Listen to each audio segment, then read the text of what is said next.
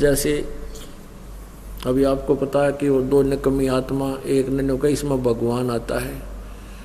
10-20 भगत खराब हो गए थे, उनका पता लगा, उनको डांटा धमकाया निकम्मियों को कि तुम बर्बाद हो जाओगे। इसी ये दुष्ट करा कितने धक्के खाते आंडे। यहाँ पहले भी कबीर साहब की वाणी यही थी, गीता जी भी यही थी, वेद भी यही थे, किसी ने कह का भी नहीं पता था।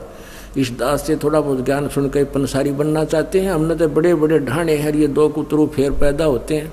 कहते हैं संगत माए कुसंगत उपजा, जैसे बन में बांस पाग किस आग लगा दे करे बनखंड का भी नाश। ऐसे दुष्ट टाइप के इंसान होते हैं जो संगत में से कुसंगत उपजती है। जैसे वन के अंदर बांस उग जाता है, वन में बांस होता बम्बू, वो क्या होता है कि जब तेज हवा चलती है तो ऐसे थपेड़े लगते हैं, वो ऐसे आपस में घिस के और उन बांसों से आग लग जाती है और पूरे दावा नल का रूप धारण कर लेती है, पूरे बनखंड को, पूरे जंगल का नाश कर देती है। कहते हैं ऐसी नकमी आत्मा जो होती हैं वो संगत में से कुसंगत उत्पन्न हो जाती है, वो आपस में बकवास करके पूरी संगत का नाश कर देते हैं। तो ऐसे कीड़ों से भी हमने सावधान रहना चाहिए। कोई भी भक्ति मार्ग का आपको गाइडलाइन दास देगा, अन्य कोई नहीं दे सकता। आप जी ये भी नहीं कह सकते, किसी कोई पूछता आपसे कि सुवर्ण कैसे करूं मैं, दूसरे मंत्र का सतनाम का सारनाम का तो आपने जिक्र करना ही नहीं है किसी के सामने। आप नहीं बता सकते उसको कि ये मंत्र बाहर छोड़िए अंदर ले, नहीं तो आप उसके गुरु हो जाओगे, आपका नाम खंड हो जाएगा। आप उसको ऐसे बता सकते हो कि गुरुजी ने मुझे ऐसे बताया, मैं तो ऐसे सेवन करता हूँ। वो भी सतनाम जिसने ले रखा हो, जिसने ले नहीं रखा उसको नहीं बता सकते। जिसने ले रखा है वो कहता मेरे भूल लगी है। और वैसे तो हम यहाँ शुद्ध करा देते हैं, यहाँ भी आपको पूछ सकते हो। वैसे भी जिसने उपदेश ले रखा है, दूसरे ने भी ले रखा, सतनाम दोनों ने ले रखा है, उसको ये नहीं कह सकते आप कि ये पहला मंत्र ऐसे छोड़ दूसरा ऐसे लेती, आपका नाम खंड हो जाएगा, क्योंकि आप उसके गुरु बन गए। आप उसको इतना कह सकते हो कि गुरुजी ने हमें ऐसे बताया है, ये मंत्र ऐसे छोड़ना है, ये ऐसे लेना है। वो समझ जाएगा दूसरा कि ऐसा मंत्र। और कोई सीधा बताता है तो ऐसे भक्ति कर, 2 घंटे 3 घंटे सुबह कर, फलाना कर, ये मंत्र ऐसे कर, वो तुम्हारा गुरु बन गया। वो दुष्ट आत्मा ने तेरा भी नाम खंड कर दिया और भक्ति नाश होगी आपकी। तो इस प्रकार के जो मिस हैपनिंग आपके साथ होती है, आपकी भक्ति के ना करवा देती है। उसके लिए आपने पुनरुपदेश लेना पड़ता है, परमात्मा रजा बख्श देते हैं। कहते हैं कबीर गुरु मर्याद ना भक्तिपन और नहीं पिया का अधिकार। यानी जब दूसरे पर आस्था होगी तो आप अपने मालिक से ऑटोमेटिक कट गए, परमात्मा से। परमात्मा कबीर जी कहते हैं कि गुरु गोविंद दोनों खड़े किसके लागू पाए, और बलिहारी गुरु अपना जिन गोविंद दिया मिलाए। मान लीजिए उस दुष्टा में, उस ढेडनी में बड़ी बात करते हैं, कबीर जी आते हैं। वैसे तो भूत आता उसमें गति, जैसे ये तो परमात्मा ये कहना चाहते हैं गुरु भी खड़ा है और मैं भी आके खड़ा हो जाऊं। यानी मेरा कृपा पात्र संत जो तुम्हारे संपर्क में है वो और मैं साथ में दोनों खड़े हो जावा। तो तुमने मुझे नहीं अपने गुरु जी को स्वीकार करना, प्रणाम करना है। तो मैं तुम्हें पसंद करूंगा, तब मैं तुझे चाहूंगा, तब मेरे अपने मानूंगा। नहीं तो तुम्हें कोई भी भ्रमित कर देगा मेरे रूप में आके। आपने गुरु जी के अतिरिक्त किसी को नहीं आदर देना, भगवान को भी नहीं देना। मतलब यहाँ तक कह दिया। जब उस मान लीजिए उस दुष्टा में कबीर जी आते तो भी मना करते हैं कि नहीं तो गुरु जी को भी मानो। और जो दुष्ट आत्मा उनके पास जाते हैं वो तो उनको भक्ति नाम का अंश नहीं, उनका भट्ठा बैठ गया। तो ऐसे हमने कहते हैं जैसे माता गर्भ को रख यतन बना और ठेस लगे दक्षिण हो जा तेरी, ऐसे भक्ति जा। जैसे किसी बहन को मुश्किल से गर्भ रहा हो कई वर्षों में, फिर वही जानती है कि किस प्रकार इस लाल को, इस बच्चे को परिपक्व करना है। सपने में भी डर लगता है कि कहीं करवट बदलते समय बालक पर दाब ना आ जा, मेरा गर्भ खराब हो जा। कितनी चिंतित रहती है, ऊंचे नीचे पर पैर ना टिक जा, भगवान कहीं खान पीन में ऐसी गर्म वस्तु ना खा लूं जिससे मेरा बालक खराब हो जाए। तो इतना डर कर आपने इस भक्ति रूपी गर्भ को प्रफुल्लित करना है। जैसे माता गर्भ को रख यतन बना और ठेस लगे तो छन हो तेरी, ऐसे भक्ति जा। नारी कहावे पीव की रहे और संग सोए,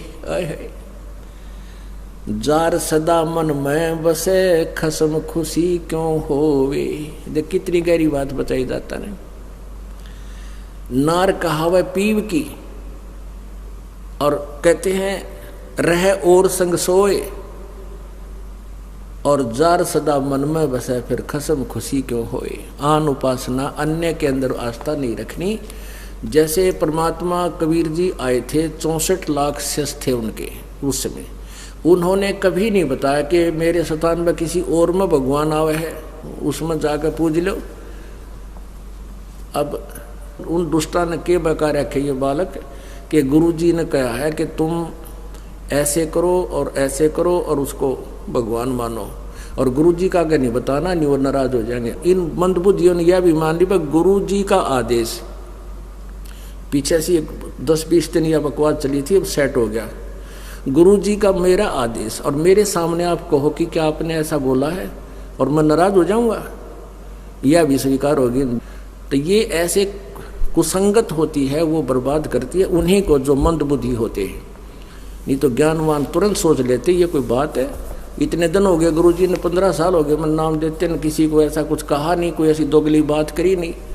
तो उन दुष्टों ने ऐसी चाल चली कि गुरुजी का आदेश बता दिया, सब बेचारे 10-20 ये उनके द्वारा बताएगी क्रिया करने लगे, तो हमारे उसे खत्म हो गए भगवान के अकाउंट से। अब उनको पता लगा, सभी अपना क्षमा याचना कर रहे हैं, 10-20 खराब हुए थे, फिर सेट हो गए, उनको नाम दे दिया। तो परमात्मा कहते हैं कि एक तरफ तो गुरुजी मुझे कह रहे हैं और फिर दूसरे के पास आस्था रख रहे हो, तो उसके विषय में क्या बता रहे हैं कि नार कहावे पीव की और रह और संग सोए। आस्था किसे में और नकली गुरु की से मान रही, ऊपर ले मनते, और कहते हैं जार सदा मन में बसे। आस्था तुम्हारी दूसरे में हो गई है तो फिर खसम खुशी क्यों होए। वो परम पिता परमात्मा धनी हमारा क्यों कर राजी होगा। कहते हैं सेज बिछावे सुंदरी अंतर पर्दा होए, और तन सौंपे मन दे नहीं कदे न सुहागण होए। अब जैसे यही एक अभी ये मोटा उदाहरण था जो अभी ये घटना हुई कि मुझे तो गुरुजी कहे आस्था दुष्ट ढेडनी में दुष्टा में, तो क्या बताते हैं सेज बिछावे सुंदरी यानी आत्मा और अंतर पर्दा होए, अंदर दोष रखे, अंदर में आड़ बना ली, और कहते हैं तन सौंपे मन दे नहीं, यानी शारीरिक तरीके से तो यहाँ आकर नमस्कार करें, और आत्मा उस दुष्टा में। ये 10-20 से बिगड़े थे, वो सेट हो गए अभी 10-1 दिन, ये पता नहीं अंडरग्राउंड कैसे एकदम आग चल पड़ा था सिस्टम। तो दास को पता चला, जब उनको बता दिया कि तुम्हारा सब कुछ बर्बाद हो गया, तो उन प्यारी आत्माओं ने बहुत दुख हुआ इस बात का कि हमारा तो सारा नाश कर दिया उस नालायकों ने। ऐसे बहुत से झटके आएंगे, लेकिन ये हमारे ये परमात्मा का बाग किसी से बिगड़ नहीं सकता। ये तो पूरे ब्रह्मांड में छावेगा। ये बड़े बड़े ये टीरी खां ये ढाने हमने, ये बड़े बड़े पंथ पंडित ये नए कुतरू आगे थोड़े हमारी संगत को खराब कर सकते हैं। परमात्मा कहते हैं जब तुम भक्ति करते हो और पतिव्रता पद पर रहते हो, यानी 100 वर्ष तो सतगुरु पूजा एक दिन आन उपासी, वो अपराधी आत्मा भाई पड़े काल की फांसी। 100 वर्ष तो आप वो साधना कीजिए जो दास आपको बता रहा है, और एक दिन आन किसी के कहने से आन उपासना कर ली, कहते वो अपराधी आत्मा फिर पड़े काल की फांसी। वो साधना आपने किसी और के बताई हुई नहीं करनी है। और जब आप पतिव्रता पद पर रह करके साधना करोगे, पतिव्रता पद का मतलब है केवल एक ही गुरु और दूसरा पृथ्वी पर नीचे भगवान भी आ जावे। ये मालिक कहते हैं गुरु गोविंद दोनों खड़े किसके लागू पाए, उन्हीं का आदेश है। इसीलिए है कि आपको ये काल और अपने दूतों के द्वारा हमारे रास्ते से भ्रष्ट कर देता है। फिर कुछ दिन आपका पुण्य आपके साथ होता है, वो पहले किया हुआ जो इस सतभक्ति का, तो वही आपको देता रहता है। आप सोचते हो मुझे कुछ हानि भी नहीं हो रही है, गुरुजी भी त्याग दिया है और मैं अब साधना भी अपने हिसाब से ही कर रहा हूँ, तो पिछला पुण्य जब तक चलेगा, वह बैटरी जितनी चार्ज होगी थी, चार्जर हट गया, चार्जर हटा देने से बैटरी फिर भी काम करती है, इन्वर्टर के पंखे बल्ब फिर भी जगते रहते हैं, लेकिन आगे चार्जर ठीक ना लगने से फिर एकदम सभी आपदाएं आएंगी, सभी बल्ब भी बंद हो जाएंगे, चश्मे ट्यूब बंद हो जाएंगी, पंखे भी नहीं चलेंगे क्योंकि वो डिस्चार्ज होगी।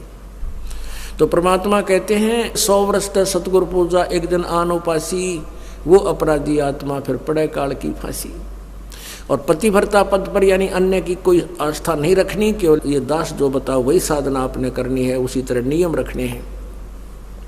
कहते पतिव्रता जमी पर दो जो धर है पाँव, और समर्थ झाड़ू देते है ना कांटा लग जाए। आपके जीवन रूपी सफर को परमात्मा आपके पाप कर्मों रूपी कांटों को ऐसे बुहार देगा, साफ करके रखेगा कि मेरे बच्चे को, मेरी प्यारी आत्मा को ये कर्म रूपी कांटा दुख ना दे दे।